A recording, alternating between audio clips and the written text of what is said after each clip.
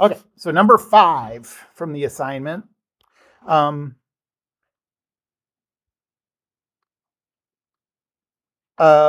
We have a 20 kilogram block. The incline is 20 degrees. So this angle is 20 degrees.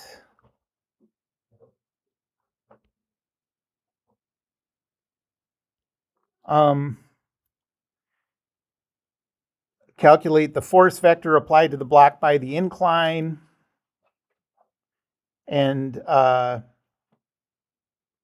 then the force vector the block applies to the incline. Okay, well, so I was thinking this was the one where you had to separate it at the end into a normal force and a friction force, but you don't have to. Oh, we did on ours. Oh, yours is on ours. There's a part E. Yeah. Or part C. Oh, okay. Parts to E. Yeah, part E. Oh, okay. Then the last question says, in the coordinate system shown, calculate the normal and friction forces applied to the block by the incline. Okay. Okay.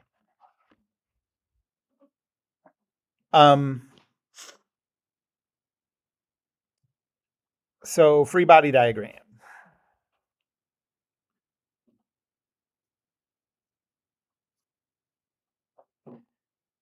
There's a 50 Newton force like this. There's a weight force.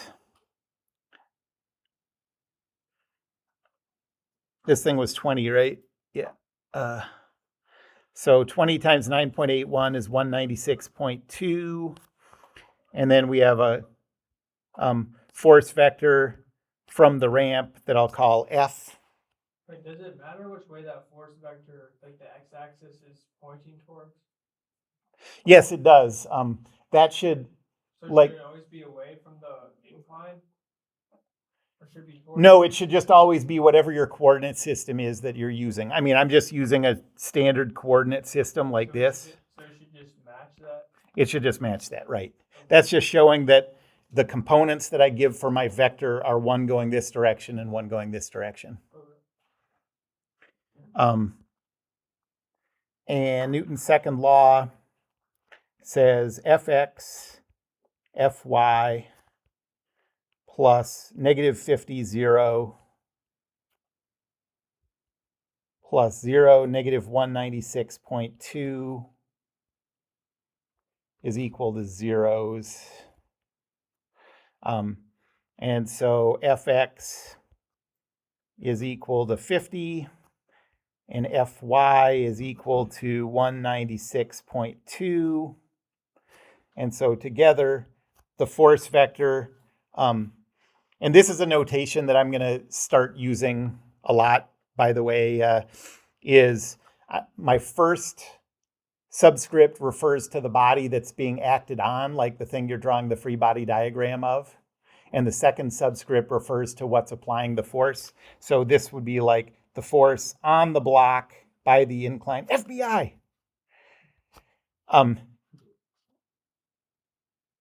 196.2. Okay. And then,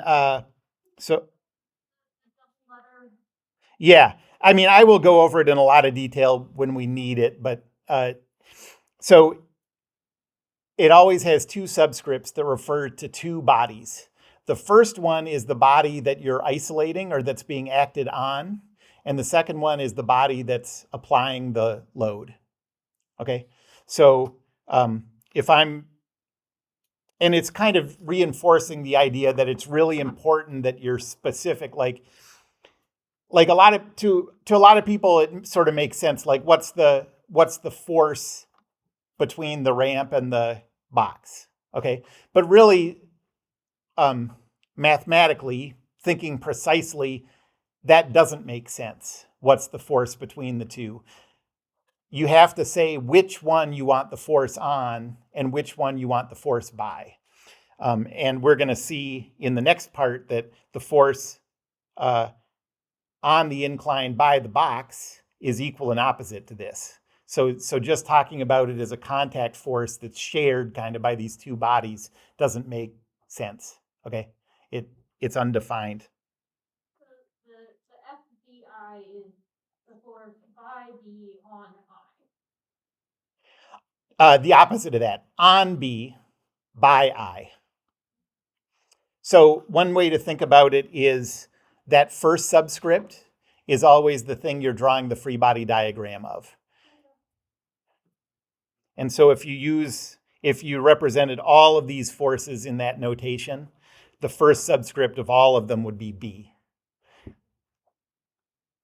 Okay, so now we have the force on the block by the incline. What's the force on the incline by the block? Newton's third law says that that's just -1 times this. It's the same magnitude in the opposite direction. So this is just -50, -196.2.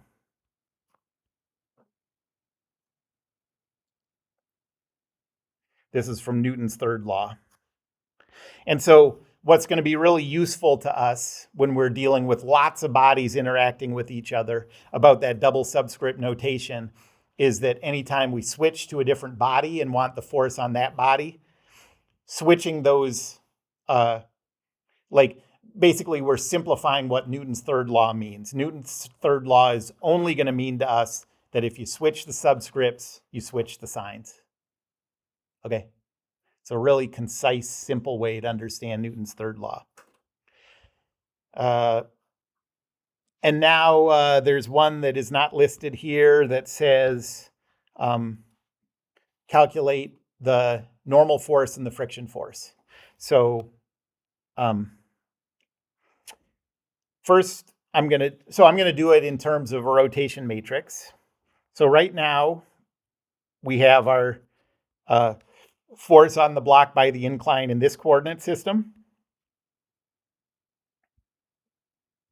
And I want to express it in this coordinate system where that rotation is 20 degrees. Okay, so to get from our original coordinate system to the new one, we have to rotate 20 degrees. Is it clockwise or counterclockwise?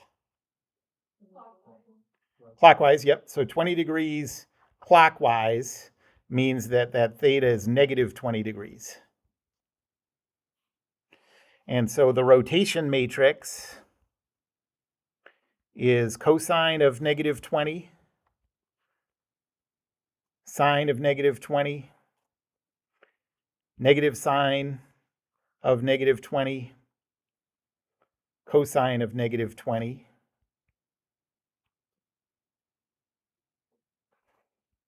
And so that is 0.940, negative 0.342, positive 0.342, positive 0.940.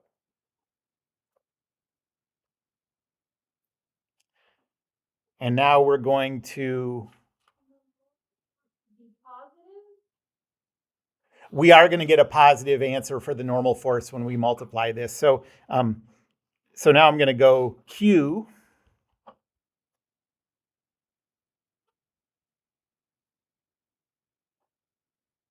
So are those numbers the sine of what, cosine and sine of 20? Yeah, of -20. And then we're going to multiply it by the force on the block by the incline, which was 50, 196.2. And it gives us our force on the block by the incline in the new coordinate system. That's a lot of words. And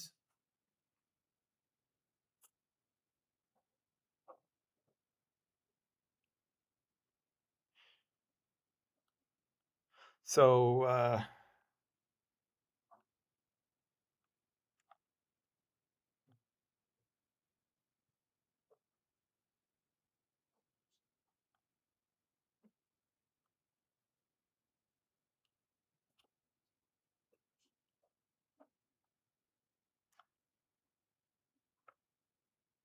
okay.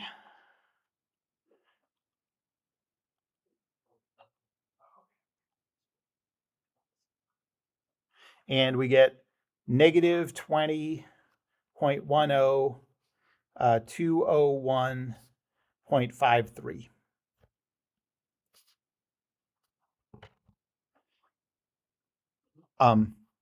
And so this is our normal force.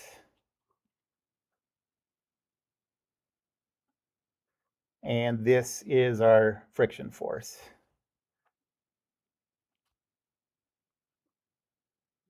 I promise I will never make you do that on a test.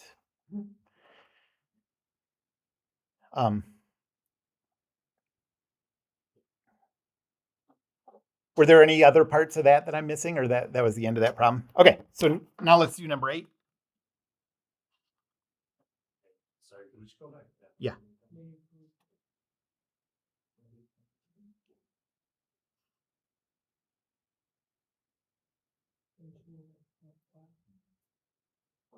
The normal force and the friction force are the same, right?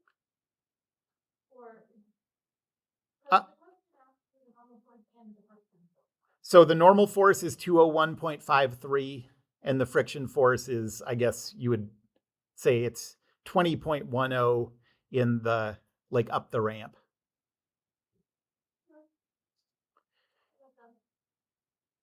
Okay, and number 8, is that your number 8? Yeah.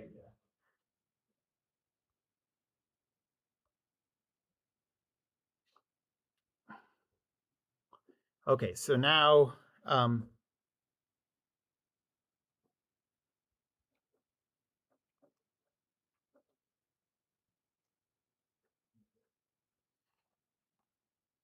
we're going to do this pulley system thing. All of the angles are 60 degrees with the horizontal. So like this is 60 degrees. This is 60 degrees. All of those are 60 degrees. And what I'm going to do, what I'm going to isolate is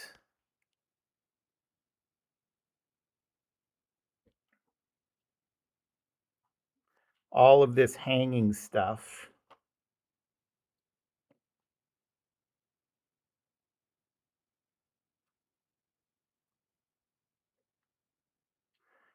So that's like my shrink wrap, defining what I'm isolating here.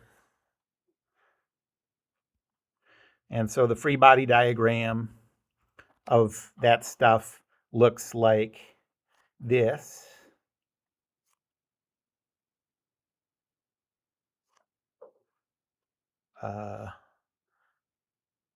Hold on. Let me try that again.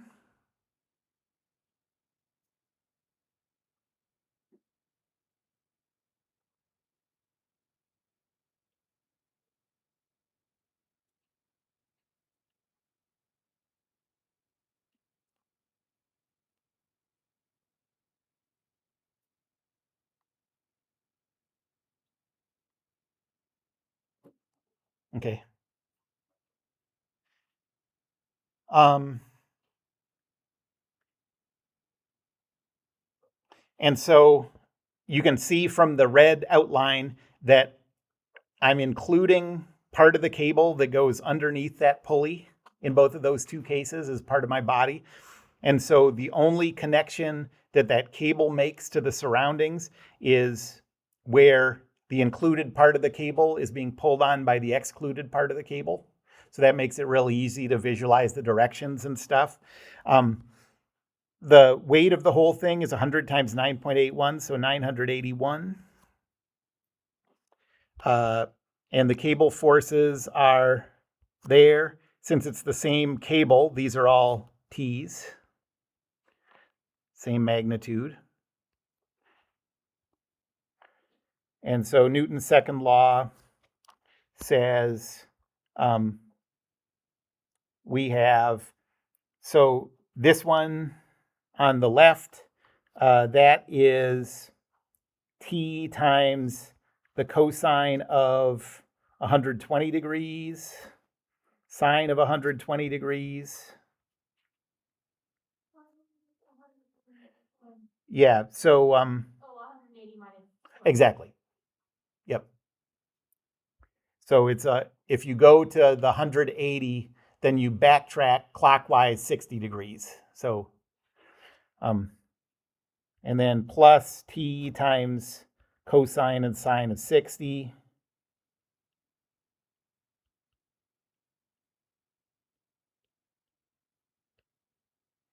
And then 120 again.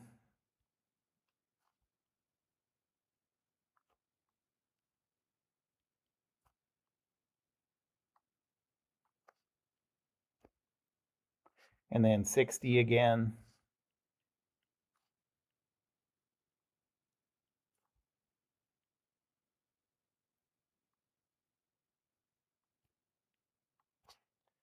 And then the weight.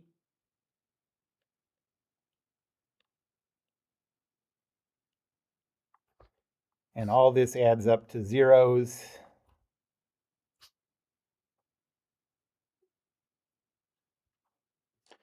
Okay, so what does this come out to be? 981, yes. We just do two sets of entities that just multiply by 2. Yeah, but I mean, I would just, I think it's always helpful to just take the simplest steps possible. You know what I mean? Like, I think one thing that can kind of mess you up in engineering calculations sometimes is trying to do too much in your head. Just go through the steps. Like it's no, you're not going to be pressed for time or anything. So yes, you can, but I would say don't. So what do we have here? 120. So that is.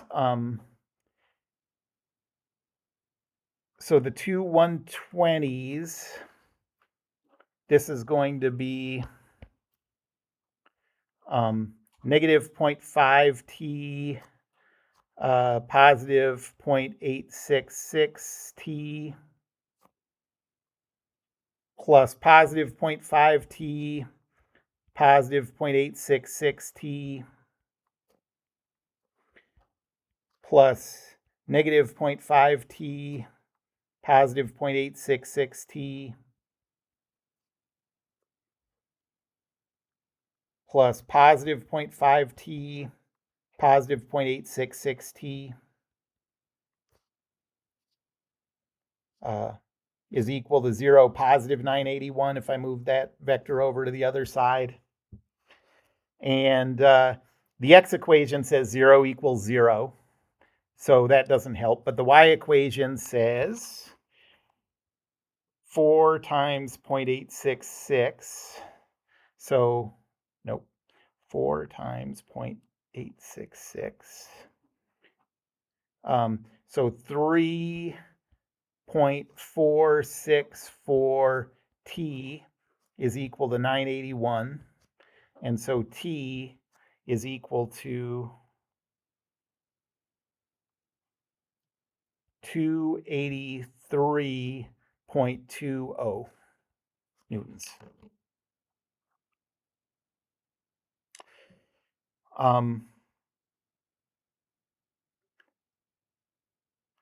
Okay, and so we got the cable tension. That's the first thing that we got. Now we want to figure out the force vector the cable applies to the wall. Well, cables always apply forces parallel to the cable away from the body that you're isolating.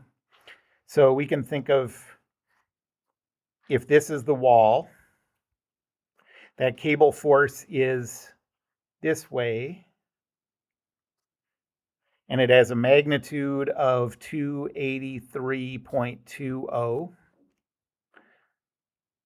And this angle is 60 degrees.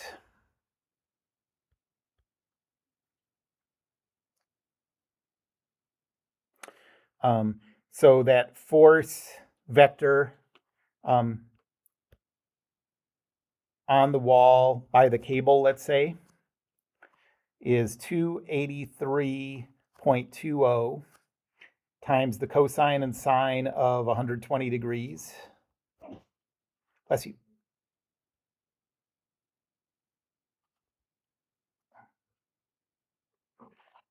And so that is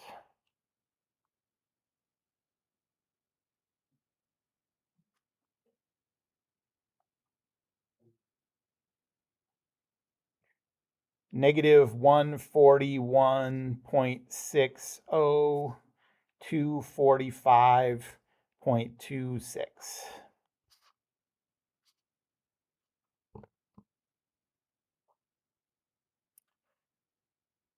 And then, what does the cable tension approach as the angle with the horizontal approach is 0? Well, I said this in passing last class. It does approach infinity, and to do that, you would have to do this as with an angle theta, just a general angle theta, and then take the limit of the things as the theta goes to 0. Okay, so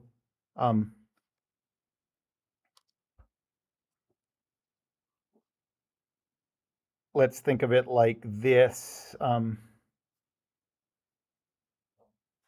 Well, I'm just going to borrow this so I don't have to draw it again.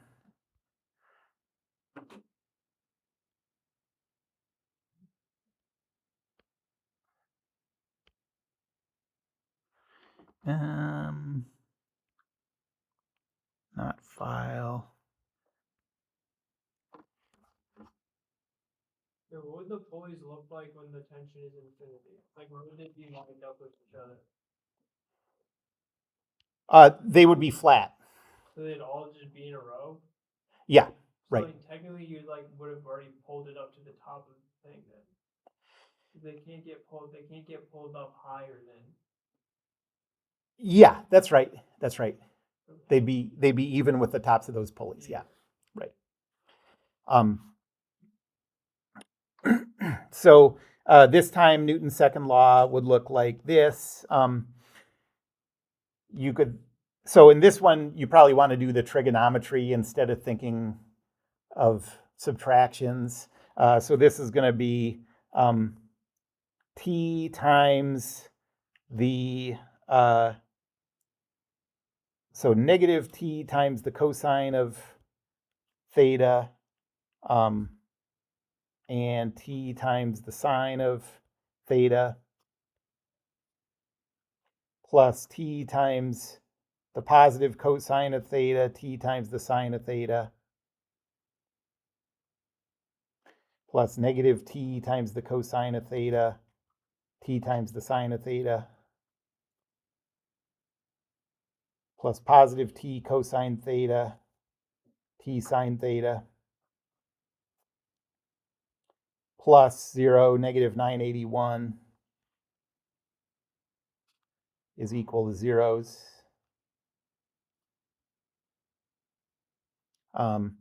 And all of these cancel out in the x equation, so we're just left with 4t sine theta is equal to 981. And so t is equal to 981 over 4 times the sine of theta. Now take the limit as theta goes to 0, and you get that t is, not really is, it approaches infinity. Because the denominator of that is going to 0. What? Why? So as theta approaches 0, sine of 0 is 0. Right. So the bottom approaches 0. So the denominator goes to 0 and the top stays 981. So 981 over smaller and smaller things gets bigger and bigger. What would happen if you tried to pull on that? Could you never get them all in a line? You could never get them all in a line, exactly. Exactly. But you could theoretically get them to say plus. Exactly. But, yeah. Huh. And in a real life example, wouldn't it be more likely the rope just little cables stretching? Yeah, you're right, exactly. But that's something they do. Agree they at least tension at cord and have one person or several people pull on. Mhm. The problem is you only do that like for about a couple people. Yeah, exactly. Then you have to reset it all. Yeah. Mhm. Yep. Okay, let's get back to the example that I started last time. So,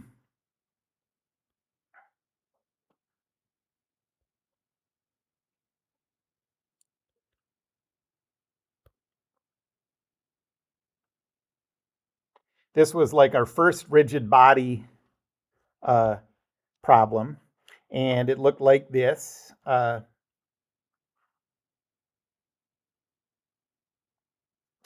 We had an unknown force vector R down here at the corner, a 500 Newton force down from the middle, an unknown force N up on the side, and then at this corner we had a force of 80 newtons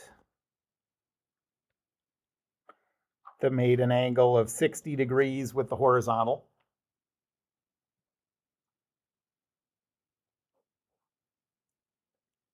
And we wanted to calculate this R vector and the value of N, assuming that this thing is in static equilibrium.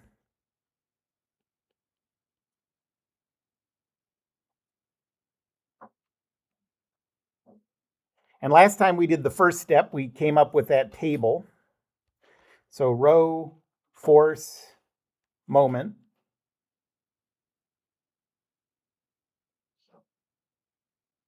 And one by one, we just went through these forces. So that R force, I put my about point here. It doesn't matter where you put your about point, but once you pick it, you have to stay with it through the whole application of the laws. Yep. What is the about point? The about point is it's just a mathematical point that you're calculating the moments about. So remember, the definition of a moment requires that point A. And you can't, like, the value of the moment changes depending on the A you choose. Do you think of it kind of like as your coordinates, the center of your coordinate system? Sure, yep. And if you think of it that way, that can make calculating that rho vector easier. Yeah. But just remember, for each body, like, you're probably not thinking of moving the coordinate system around each time you change to a new body, but you can change that rho vector around every time you go to a new body. So the rho vector, Oh, the rho. You can change the rho vector? for each, the about point, which changes the rho vector. That's why I was confused. I was like, it sounded like it was supposed to be about point. Yes. Okay, so the rho vector for R is 0, 0, 0.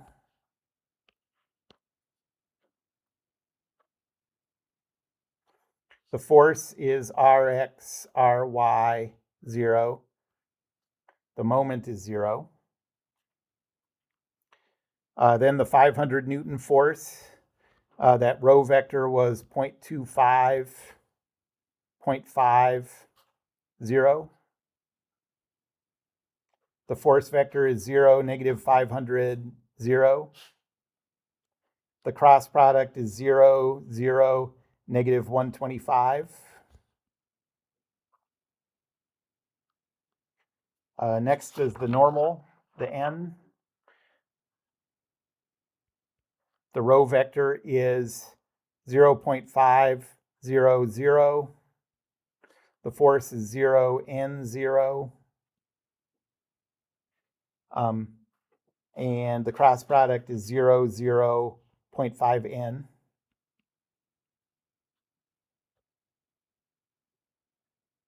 And then the last one is the 80 Newton force. The rho vector. And remember, you should be able to, I mean, maybe not yet, but keep doing it in your head until you could just rattle off the definition of that rho vector. That rho vector is the vector that goes from A to where the force is applied. Okay, so like, I'm going to erase this in a second, but when we're talking about this 80 Newton force, the vector is this. That's the row vector.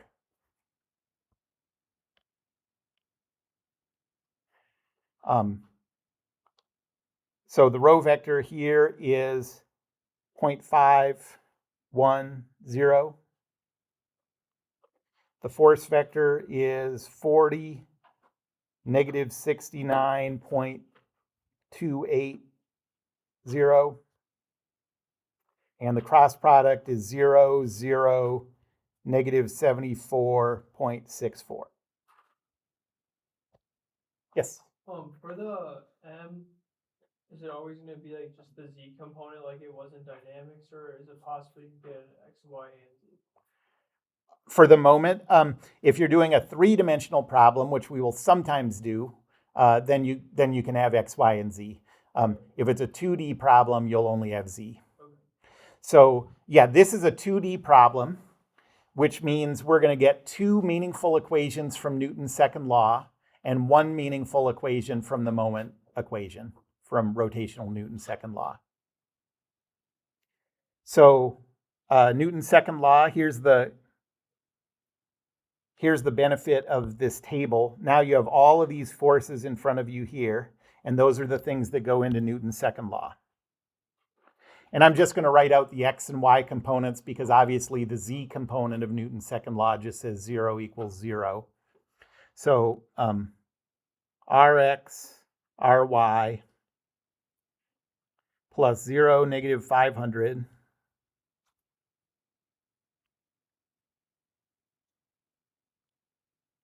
plus 0n plus 40, negative 69.28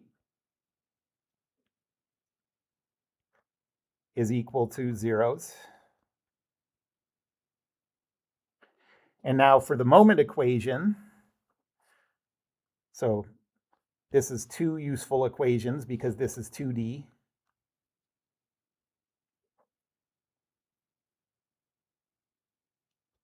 And now we'll go to the rotational Newton's second law, the moment equation.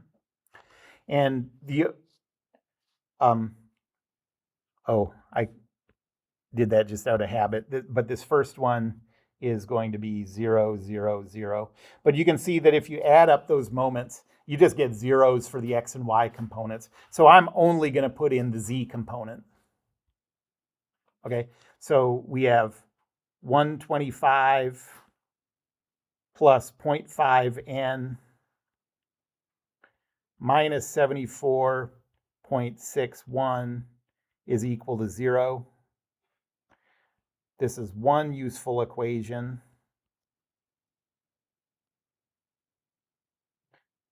Because we're in 2D. And so now we have three equations for three variables.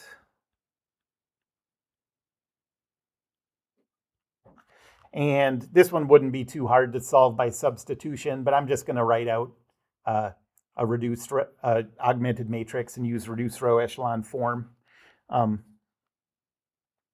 Okay, so the size of this matrix, we have three equations. So it's going to have 3 rows, and it's going to have one more column than that, so 4 columns.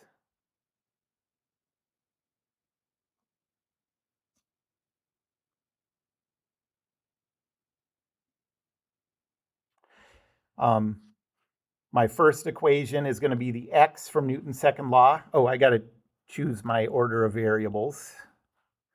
I'm going to choose Rx, Ry, N, and then the constant is always the last column.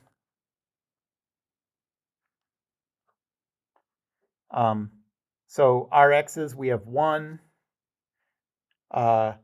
Get that 40 on the other side of the equation, so negative 40. And then these are zeros. The second equation, Rx's, we have 0. Ry's, we have 1. N's, we have 1. And if you get the constants on the other side, that gives you 569.28 positive. And then for the last one, ends, we have 0.5 of those. And then the constant would be 199.61 positive.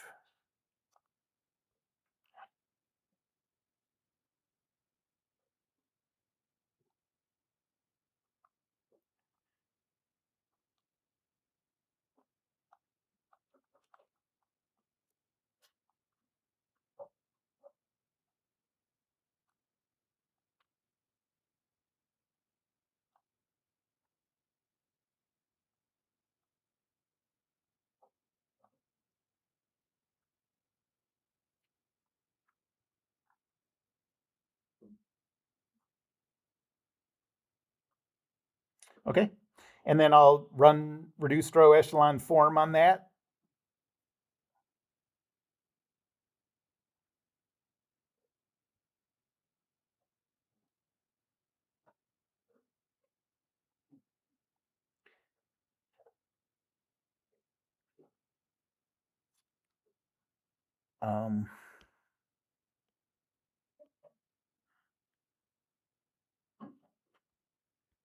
And I get a matrix back that says 1, 0, 0, 0, 1, 0, 0, 0, 1.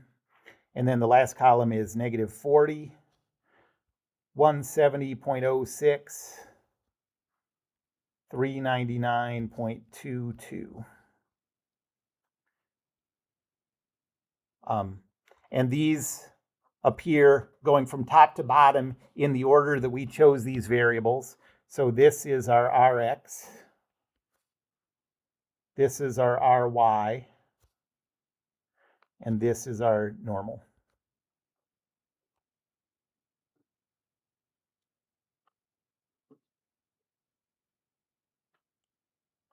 Any questions about that?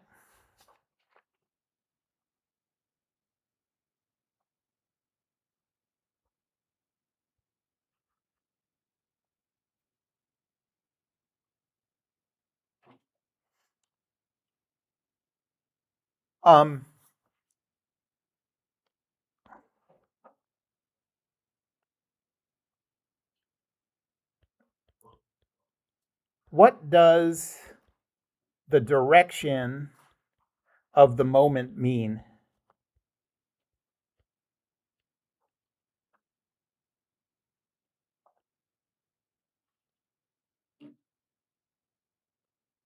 So like, for example, we just did this 2D problem and all of our moments were in the positive or negative z direction, okay? So if you think physically about this problem, like what does it mean that we have moments in the z direction going into or out of the page, okay?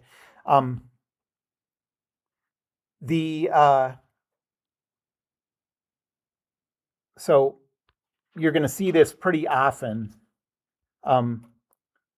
Vector representations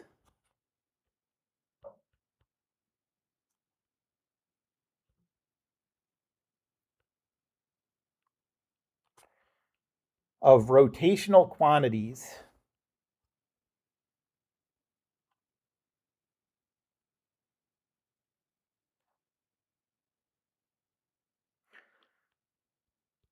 often are directed along the axis of rotation.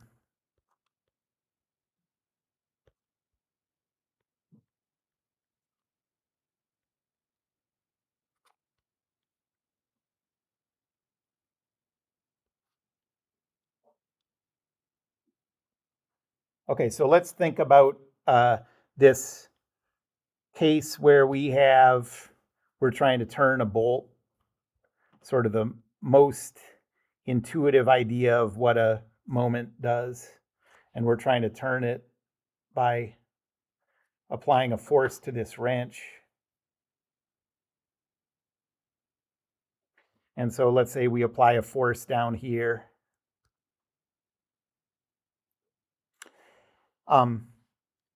Well, the meaning of the direction, so that moment is going to be, so let me draw the row vector. This is, the A would be the center of that of that bolt. Where the force is applied, P is over here. So the row vector would look like this.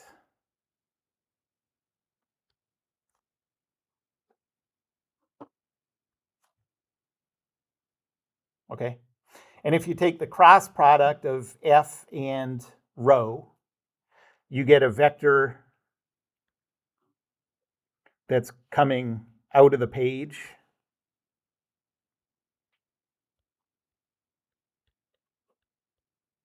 Okay. So the meaning of that just corresponds to the right-hand rule. So if this is your right hand,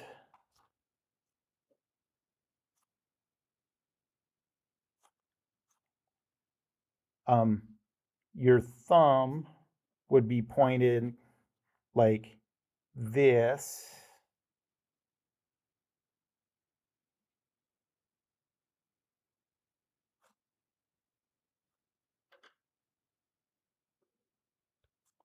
Okay. And so that direction is if your fingers curl in the direction of the rotation. Would that be from row, typically be from row to F? Well, I mean, mathematically, it is rho cross F gives you that direction.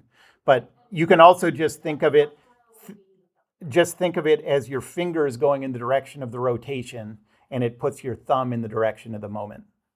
Okay.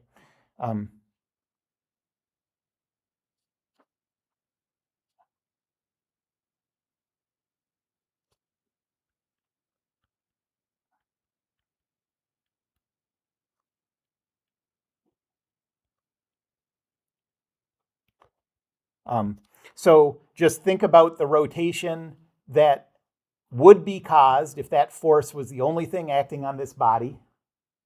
If you applied this force F to that wrench, it would make it rotate this way. Okay. That doesn't mean that it's actually rotating that way, because there could be 100 other forces opposing that. But just one by one, think about this force. By itself, it would make it rotate this way. So curl your hands in that direction. Your thumb is coming out this way, and that's the direction of the moment. Okay. So if you think about it like that, you can always easily visualize the direction of the moment.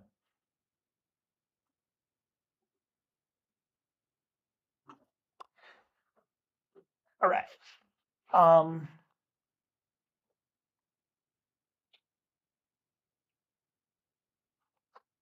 Let's do, well, the next example I want to do is a 3D example. We don't have time to really go into that, so let's just stop for today. But next, so Monday, we're going to do a 3D example. I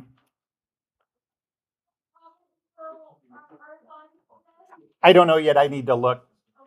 But think about this 3D example for a second. So we had a system of 3 equations and 3 variables for the 2D because we had 2 useful equations from Newton's second law and 1 useful equation from the moment equation.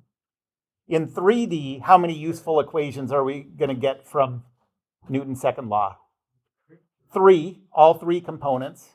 And how many are we going to get from the moment equation? 3 more. So it really rapidly, the number of equations and number of variables that you're solving for goes up really quickly. We're going to have to solve a system of 6 equations for 6 variables for this one, generally.